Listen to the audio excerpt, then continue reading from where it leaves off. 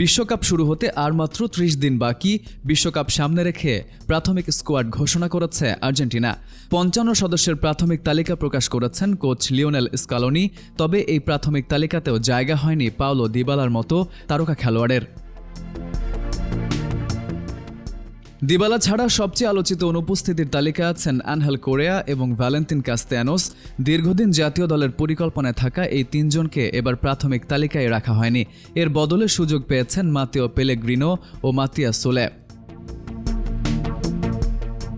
তালিকায় প্রত্যাশিত অনেক তারকার পাশাপাশি রয়েছে বেশ কিছু চমকও।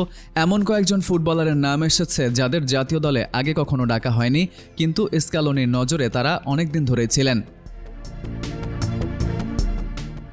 গোলরক্ষকদের তালিকায় সবচেয়ে বড় বিষয় সান্তিয়াগো বেলত্রান।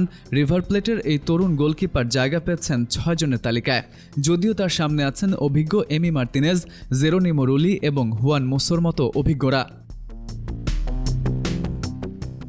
ডান প্রান্তের রক্ষণভাগেও রয়েছে নতুন কিছু বিকল্প। নাহুয়েল মোলিনা চোটে পড়ায় আগুস্তিন গিয়াই, ম্যাক অ্যালিস্টার এবং নিকোলাস কাপালদোর নাম উঠে এসেছে প্রাথমিক আলোচনায়। রক্ষণভাগের বড় চমক লাউতারো দি লোলো ও জায়েদ রোমেরো।